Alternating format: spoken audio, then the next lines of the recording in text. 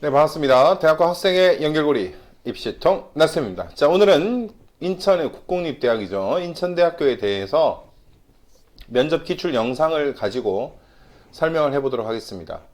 여러분들이 이 문항을 가지고 인천대학교가 아닌 다른 대학에도 응용을 할 수가 있겠고요. 또 같은 인천대라 하더라도 오늘 다루게 될 내용들은 여러 학과를 제가 편집해서 함께 올려놨기 때문에 여기에서 다룬 학과가 아니더라도 여러분들이 다른 학과에 지원하더라도 이 문제를 여러분의 생기부, 여러분의 활동, 여러분의 자소서 이런 것들로 매칭을 해서 준비를 한다면 인천대 면접을 준비하는 데 많은 도움이 될 것으로 예상이 됩니다. 자, 하나하나씩 내용을 살펴보도록 하겠습니다. 먼저 인천대는 지금 이렇게 네 가지 측면에서 크게 두 가지 전공 영역과 일반 영역으로 구분해서 배점을 실시합니다. 전공 적합성에서 약 30%, 발전 가능성에서 30%, 인성과 사회성에서 20%, 의사소통 영역, 이거는 이제 질의응답이죠. 면접 형식 자체가 질문을 받게 되고 그에 대해서 여러분이 답변을 하는데 충분한 커뮤니케이션이 되고 있느냐, 질문자의 의도를 잘 파악해서 핵심적 내용을 다루었느냐 하는 것들을 평가하는 겁니다. 30, 30, 20, 20 해서 총 100%로 배점이 이루어지게 됩니다. 보통 우리가 100점 만점에 70점, 80점, 또 각 문항당 항목당 예를 들어서 20점, 30점을 배정하면 최하점이 10점부터 출발, 15점부터 출발, 급간 차이를 1점, 2점 두는 대학들도 있고요. 면접을 여러 항목에 대해서 평가서를 대학본부에 제출을 하거든요. 교수님들이 면접을 다 한 다음에 그럴 때 학점을 쓰잖아요. 우리가 대학교 가면 90점, 100점이라는 점수 대신 A 풀, A0, A-, B풀, B0 이렇게 쓰는데 여기에서 지금 말하고 있는 이런 세부 영역의 항목들을 가지고 B, A, C, 풀, 제로 이렇게 표기해서 제출을 하면 대학본부에서 그걸 취합해서 이 학생의 면접 점수로 활용하기도 합니다. 결론은 100점 만점의 원점수를 가지고 평가하는 것도 있고 각 배정된 문항을 가지고 0에서 응시 안 하면 0이겠죠. 0에서 15점, 20점씩 그 다음에 또는 A등급, B등급, C등급 이렇게 등급으로 평가를 한 다음 그걸 취합해서 점수로 하게 됩니다. 면접 방식에는 학과별 인재상에 맞는 역량평가를 위한 기본 소양 면접이라고 되어 있습니다. 중요한 것은 생기부 자소서를 기반으로 하되 여러분이 지원하는 전공하고 이 학생의 매칭도를 보겠다라는데 이것은 딱 세 가지로 정리할 수 있습니다. 잘 들으세요. 중요한 얘기입니다. 인천대뿐만 아니라 모든 대학에 해당이 됩니다. 저야 지금 여러 대학을 찍다 보니까 앞서 언급한 대학에서도 이야기를 했고 인천대에서도 얘기를 합니다. 그런데 다른 친구들은 인천대를 지원 안 하고 앞서 업로드한 영상에 있는 대학만 본 친구들은 이 영상을 물론 안 볼 수도 있겠죠. 그래서 저는 여러 개를 하고 있고 여러분은 필요한 것만 보다 보니까 조금 약간의 미스매치가 나기도 합니다. 이것을 가지고 세 가지를 볼 수 있습니다. 첫째, 여러분이 희망하는 직업과 전공에 대한 것들입니다. 그 자체로서 기자가 되고 싶다, 선생님이 되고 싶다. 그랬을 때 이 전공이 무엇을 하는지 알고 있냐. 대부분 입학 후 학업 계획을 가지고 많이 평가를 합니다. 우리 학과 뭐 하는지 알고 왔어요? 우리 학과에서 배우고 싶은 게 뭐예요? 우리 학과 커리큘럼을 알고 있나요? 이런 식으로 학과 자체를 평가하기도 합니다. 다음 두 번째가 이 학과가 문과, 이과로 이제 계열이 구분되어 있잖아요. 기계공학입니다. 그럼 고등학교 때 기계를 배우진 않지만 우리가 뭘 배웠죠? 수학도 배웠고 영어도 배웠고 관련 학문이라고 할 수 있는 것들이 제일 중요한 물리, 그 외에도 화생, 지 이렇게 배웠습니다. 그러면 물리랑 기계가 이제 역학이라는 학문으로서 되게 많이 겹치겠죠. 그러면 수학과 물리를 가지고 기계학과에 어울리는 학생인지를 평가하는 겁니다. 그러니까 전공 자체에 대한 이해도를 첫 번째로 평가한다 그러면 준비 과정과 계획을 평가한다 그러면 여러분의 문이과의 계열과 거기서 배우는 국영수가사랑 전공에 대한 매칭도를 평가한다는 겁니다. 세 번째가 여러분이 지원한 전공하고 최근에 이슈가 되었거나 여러분이 읽은 책의 내용과 매칭되는 부분을 평가합니다. 이 세 가지가 전공 면접으로, 전공 소양 면접으로 나올 수 있는 세 가지 유형입니다. 되게 중요한 얘기예요. 엄청난 팁을 공개했어요. 인천대 영상을 클릭한 친구들. 여러분의 생기부와 여러분의 자소서, 여러분이 지원한 학과에 대한 정보를 파악할 때 이 세 가지를 가지고 면접 준비, 답변 준비를 하시면 많은 도움이 될 겁니다. 자, 다음에 지원 동기 학업 계획은 뭐 당연히 기본 문항이겠고요. 수업, 비교과 활동 등을 통해서 그리고 시사 문제에 대한 이해를 바탕으로 한 문제 해결력을 평가한다. 내가 행정학과예요. 그럼 최근 코로나 때문에 이제 지원금을 우리가 국가가 주고 있잖아요.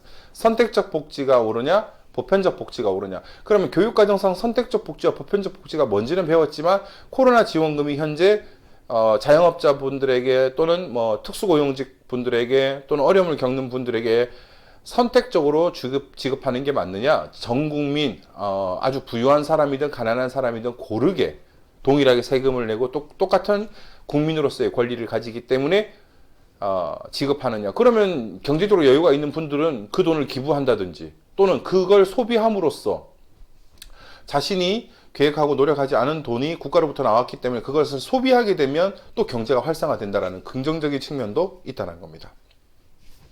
그래서 그런 지원 전공과 관련된 시사들도 여러분이 모든 거를 다 알아야 되는 게 아니라 고등학생 수준에서 최근에 대한 이슈, 전공에 대한 준비 과정, 노력, 앞으로의 계획들이 매칭되는 부분들을 잘 준비하시기 바랍니다.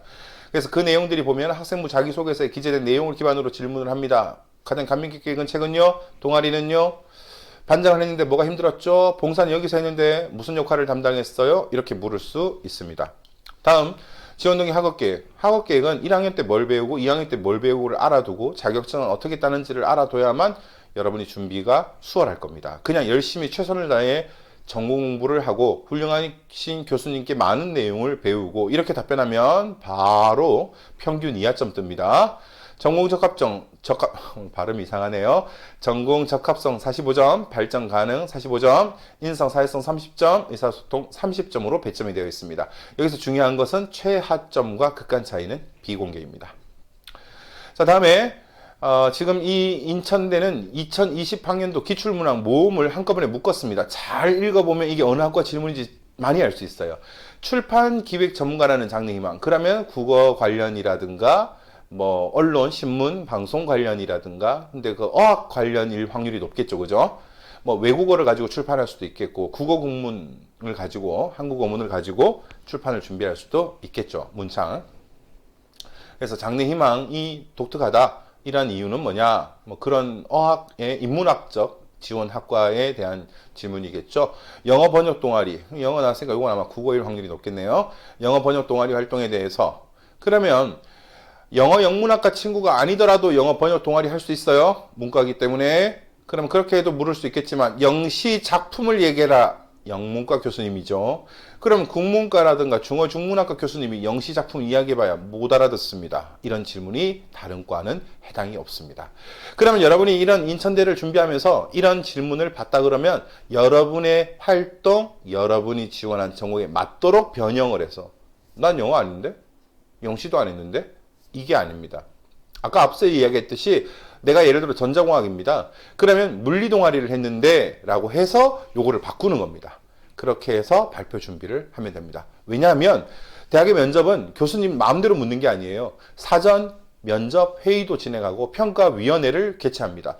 선행학습 금지법이 되면서 함부로 물을 수도 없어요. 모 대학에서는 특정 대통령과 정치인들을 지목해서 그들에게 어떤 찬양과 예찬, 무비판적 이유 없는 근거 없는 비판 이런 것들을 유도해서 징계를 받은 적도 있어요.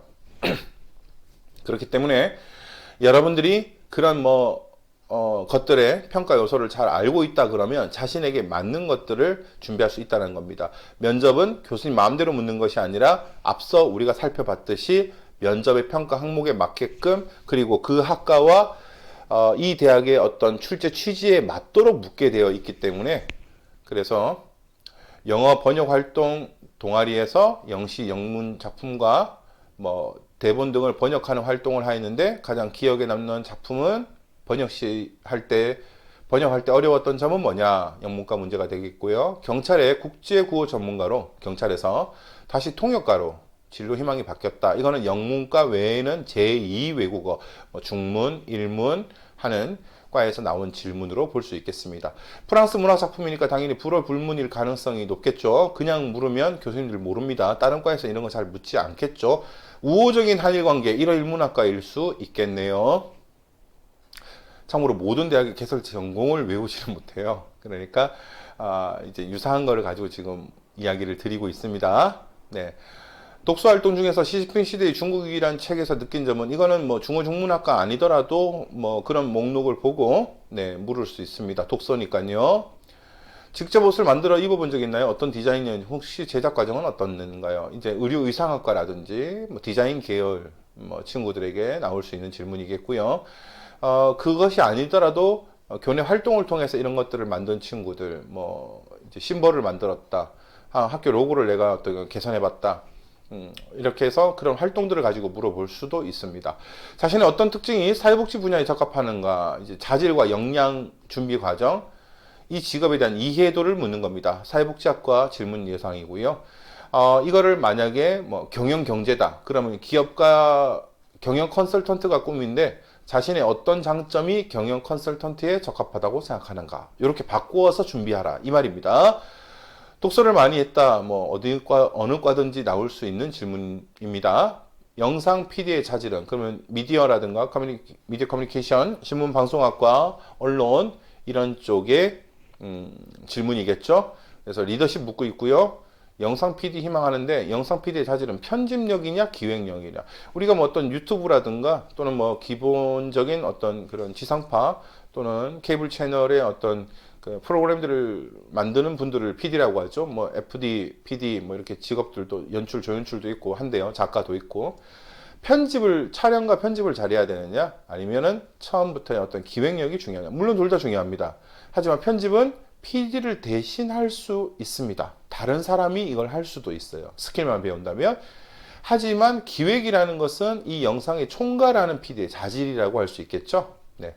그래서 영상 PD라는 건 기본적으로 이것도 필요하고 이것도 필요합니다. 하지만 PD라는 총괄 직업을 생각한다면 이게 더 중요하겠죠. 근데 이거는 양면성을 가진 주제는 어느 거를 선택하느냐의 문제가 아니라, 그걸 하나 선택하고 그 근거와 이유를 설명해야만 좋은 평가를 받을 수 있습니다. 데이터의 의미를 부여하는 활용한 정보와 지식으로서 활용하기 위해서 사서에게 필요한 역량, 문헌정보학과이겠네요. 도서관학과. 그래서 사서에게 필요한 역할과 자질을 물을 수 있고요. 아니면 일반 인문대학에서 이런 꿈을 꾸고 있다라고 해서 나온 질문일 수 있겠습니다. 다음에 음식 관련 마케팅 수사관 등의 진로 희망에서 인적, 너무 뭐 급변했죠, 그죠? 마케팅 수사관, 인적 자원 개발 전문가. 구체적이라서 참 좋기는 한데요. 이 직업이 어디에서 어떤 일을 하는 사람인지, 그리고 나는 이 직업을 가지기 위해 공부는 어떻게 하고 뭐 준비는 어떻게 할 건지, 네, 그런 계획들을 충분히 어필해야 될 것으로 보입니다. 영어 말하기 프로그램 활동을 묻고 있고요. 발표. 우리나라 재난관리 시스템의 견함 개선 사항은 아마 이 활동에서 이런 것들을 했다라고 되어 있어서 묻고 있고, 그게 바로 재난관리라는 건 정치 외교학과나 행정학과에 해당이 되는 거라서 아마 물은 것 같습니다. 그러니까 행정학과지만 영문과가 아닌데 영어 발표를 묻는다는 건 영어 발표의 내용에 이 내용이 포함되어 있기 때문입니다. 통일 전략에 대한 생각과 북미 정상회담, 정치 외교학과도 될 수 있고요. 사회학과도 될 수 있고요. 행정학과도 될 수 있고 다양합니다. 네, 최저임금 장단점은 뭐 최근 한 2, 3년 동안 계속해서 나오고 있습니다. 최저시급 10,000원 이상에 찬성하느냐 반대하느냐. 찬성해도 되고 반대도 돼요. 이유가 있어야 됩니다. 그리고 이 임금제를 실시했을 때 장점입니다. 제가 앞서 이야기한 건 최저금액을 이야기하는 거고요. 이것은 이 제도 자체를 이야기하는 겁니다. 장점에는 이렇다. 뭐 한 두 가지 정도, 단점에는 이렇다. 그래서 나는 이 중에서 이런 장점을 살리고 이런 단점을 보완하기 위해 어떻게 해야 한다고 생각한다. 이렇게 이야기하면 되겠습니다. 소비 트렌드 분석가, 소비자학과일 수도 있고요. 가정, 이제 심리 또는 커뮤니케이션 관련 학과들도 다, 여기 문화 콘텐츠 이런 것들도 다 될 수 있습니다. 그래서 어떤 직무를 하고 싶은지 설명해봐라. 경영경제 동아리 경영경제인데 이것도 경영경제에 해당이 됩니다. 본인의 역할은 무엇이었냐. 인공지능이라는 것은 원래 어떤 이공계적이지만 문과도 여기에 많은 변화가 예상이 되죠. 그래서 인공지능이 고도로 발달하면 세무회계 분야는 어떻게 진학할 거냐? 경제학과일 수도 있고 세무회계학과일 수도 있겠습니다. 그러면 사람이 하는 세무회계 세법 계산들을 인공지능이 대신할 건데 사람만 할 수 있는 고유 분야가 있겠죠. 예, 그런 부분들을 가지고 나는 이런 분야의 직업을 꿈꾸니까 이것을 이해해서 어떤 준비를 해서 이 인공지능 AI 4차 산업혁명 시대에 어울리는 인재가 되겠다. 이런 얘기가 이어져야 됩니다.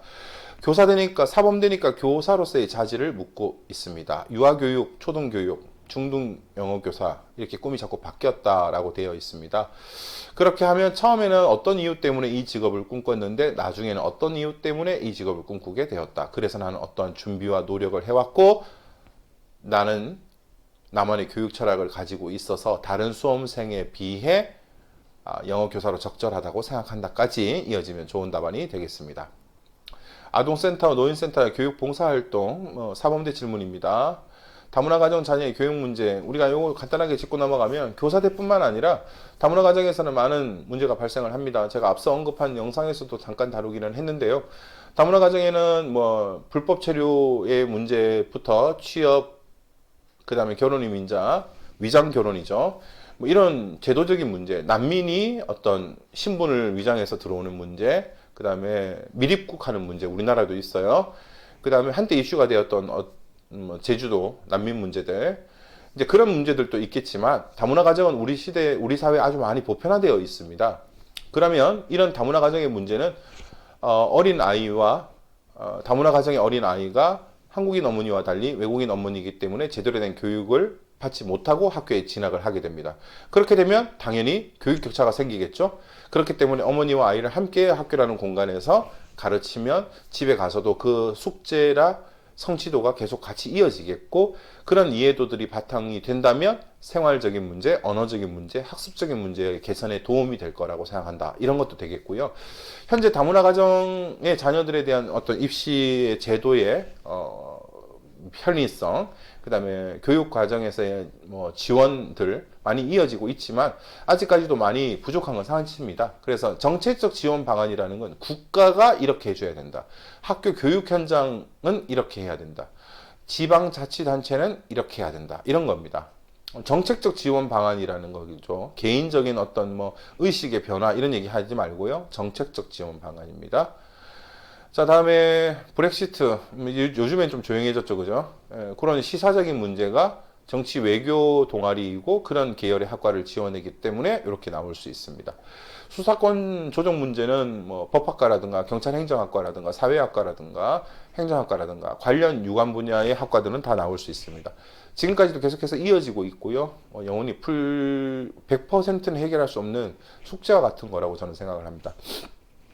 그러면 여러분들이 이런 한쪽의 편을 든다, 다 뺏어야 된다 이런 얘기보다는 학생 입장에서 이런 지식을 시사를 알고 있는지, 그리고 자신이 꿈꾸는 직업과 전공하고 관련해서 이 문제는 어떤 식으로 접근할 건지 정도의 내용을 다루면 되지, 인터넷에 있는 모든 자료를 다 파헤쳐 가지고 공부하거나 암기할 필요까지는 없습니다.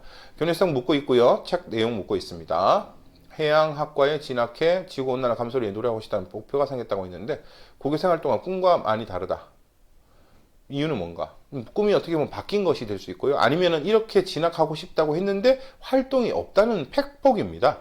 그랬을 때 성적을 많이 올리게 했다. 생계비에 당길 수 없었지만 나는 이런 부수적 활동들을 했었다. 이런 정도인데 주의사항은 면접이나 자소서 때 언급하면 안 되는 내용들, 신분, 블라인드 면접에 어긋나는 거 이런 것들은 탈락의 소지도 될 수 있기 때문에 그 부분 조심하면서 답변하시기 바랍니다. 다음에 기계나 로봇 관련 해외 논문 해석하고 탐구했다. 기억에 남는 논문이 뭐냐, 이렇게 나올 수 있고요. 자기소개서에 언급한 신재성인 스마트 그리드. 이것은 이제 전공 관련해서 여러분 활동들을 묻고 있고요. 자율주행하고 반도체 이렇게 묻고 있습니다. 반도체 산업 관리자, 화학 반응식, 안전공학, 이 산업안전관리기사, 위험물 관리기사, 산업안전공학에 해당이 되는 겁니다. 그런 기술 자격증의 종류가 뭐냐라는 거죠. 아니, 이게 꿈인데 와서 무엇을 배우고 어떤 자격을 취득할지 알고 있느냐라는 전공 적합에 대한 유도 질문이라고 볼 수 있습니다. 석유화학이나 정유에 대한 개인적 비교를 물어볼 수도 있습니다. 로봇 공부 나오고 있고요. 자소서 내용 언급되고 있습니다. 인베디드 공학과 메카트로닉스 전자공학 참 애매합니다. 뭐 기계랑 전자가 합쳐지면 요거고요. 그죠? 애매한 건데요. 어떻게 보면은 과거에는 뭐 통일화된 학과 명칭들이 많다면 이 시대가 많이 바뀌면서 같은 분야 안에서도 우리가 전자 안에서도 뭐 제어 계측 소프트웨어 이렇게 구분되어지듯이 세분화되면서 이름들이 많이 바뀌고 있어요. 여기에 바이오까지 또 붙을 수도 있어요. 뭐 재료인데 얘랑 붙을 수도 있고요. 그죠? 그래서 여러분이 지원한 전공에 대한 충분한 이해도와 준비가 필요한데 가장 먼저는 학과 소개를 참고해야 되고 이 전공에서 배우는 과목들과 자격증을 먼저 파악해야 되고 그 중에서 배우고 싶은 분야를 정해야 되고 그에 관련된 기본적인 지식들을 서치를 통해서 준비하시면 되겠습니다. 건축 동아리 묻고 있고요. 스탬프 과학 문화행사 묻고 있습니다. 신문방송학과 샘플을 잠깐 살펴보면요. 기억에 남는 뉴스 기사는 그러면 전공이랑 시사랑 매칭되는 질문입니다. 독서 그냥 흔하게 묻고 있는 거고요. 전공에 관한 본인 활동은 자신이 이 과를 지원하기 위해 동아리는 뭘 했냐, 독서는 뭘 했냐, 교내대회 뭘 했냐, 입학을 위한 지금까지의 노력을 가지고 이야기하고 하면 됩니다. 요거는 이제 입학 후에 어떤 노력을 할 거냐. 꿈을 위한 지금까지의 노력이냐, 꿈을 이루기 위해 앞으로의 노력이냐. 답변을 따로 준비하시기 바랍니다. 언론에 대한 취업이 줄어들고 있다. 어떻게 생각하느냐. 아니, 분야는 넓어졌어요. 그죠? 네, 뭐 방송 3사가 들어가기 힘든 거죠. 신문사도 과거보다 많아졌잖아요. 그죠? 뭐 인터넷 전문 신문들도 많이 생겼고요. 줄어들었다라고 볼 수도 있죠. 네, 메이저는. 그럼 그에 대한 생각들을 가지고 개진을 하고 그 다음에 나는 그런 것들의 어려움 속에서 어떤 식으로 노력을 해서 어떻게 이루어 나가겠다. 준비해 나가겠다. 다른 학교 어디 지원했냐라고 묻는데요. 여기 가가지고 저 연세대, 고려대, 중앙대, 경희대 지원하다가 혹시 몰라 정시 넘어가기 싫어서 안전빵으로 이 학교 썼어요. 이러면 안 돼요. 질문을 받은 학교와 비슷한 학교를 그냥 두세 개 언급합니다. 대충 확인을 할 수 없거든요. 비슷한 레벨을 이야기합니다. 그 중에서 모두 합격하는 기회가 주어진다면 이 인천대에 오고 싶습니다. 그러면서 인천대의 장점을 뚝뚝뚝 던지면 됩니다. 그러기 위해선 이 학교 지원 동기와 이 학교 장점을 파악해야 되겠죠. 그래서 제 영상에 보면 학교의 장점과 특징을 소개한 영상이 있습니다. 우리 학교에 들어와야 하는 이유는 또는 우리 학교가 학생을 선발해야 하는 이유는 이것은 다른 수험생에 비해 여러분은 어떤 장점을 가지고 있느냐, 어떠한 준비와 노력을 해왔느냐 이런 부분에 해당되는 내용을 답변하시면 되겠습니다. 에너지 화학에서요. 지원 이유, 진로 변경, 기억에 남는 일, 뭐 앞에 학과랑 거의 신문방송이랑 많이 겹치죠. 이렇듯 학교별 유형이 거의 비슷하게 많이 나옵니다. 에너지에 대한 관심과 에너지 분야를 묻는 것 말고는 거의 비슷한 질문들입니다. 생명과학으로 넘어가겠습니다. 미생물 배양 실험 과정을 했다라고 되어 있으니까 물었겠죠. 생물부 활동도 묻고 있습니다. 염생식물 실험과 당뇨병 치료인데요. 뭐 유전적 당뇨, 그죠? 선천적 당뇨, 후천적 당뇨, 그 다음에 성인 질환으로서의 당뇨병, 그 다음에 우리가 뭐 비만으로 인한 당뇨도 있겠고, 뭐 마른 당뇨라고 하죠. 어떻게 보면 식습관의 문제일 수도 있고요. 그래서 이 당뇨병의 원인을 몇 가지를 이야기하고요. 어떤 식으로 치료를 할 수 있는데 그 중에서 나는 어떤 기관에서 어떤 역할을 담당하는 어떤 사람이 되고 싶다. 이렇게 이야기해야 계획이 됩니다. 뜬구름의 목표가 꿈이 아닌 구체적 계획이나 목표가 되는 겁니다. 그런 준비를 하시기 바랍니다. 과학캠프 인공지능 묻고 있고요. 지역아동센터 묻고 있습니다. 자, 여기까지가 오늘 인천대 2018학년도 및 최근에 2020 기출을 학과별로 정리한 것들을 쭉 살펴봤습니다. 인천대는 아까 앞서 이야기했듯이 학과별 인재상이라든지 그 다음에 전공 적합성, 발전 가능성, 인성, 사회성, 그 다음에 의사소통 능력을 가지고 각 항목별 평가합니다. 중요한 것은 제가 앞서 영상에 이야기했듯이 맨 첫 도입부에 이야기했듯이 학생부랑 자기소개서를 가지고 준비를 하되 그 항목들에서 여러분의 전공하고 관련 있는 것, 꿈하고 관련 있는 것들을 준비하시고 단순히 그것만 준비하는 게 아니라 최근의 이슈나 시사와 여러분의 지원 전공과 관련 있는 것 또는 여러분의 문과적, 이과적 출신 계열과 여러분의 전공하고 매칭되는 과목에 대한 기본 개념들을 익혀 두신다면 훌륭한 답변이 이어질 수 있겠습니다. 오늘은 인천대학교 면접에 대해서 살펴봤습니다. 구독과 알림을 해놓으시다면 수험생에 필요한 정보를 놓치지 않으실 수 있습니다. 시청해 주셔서 감사합니다.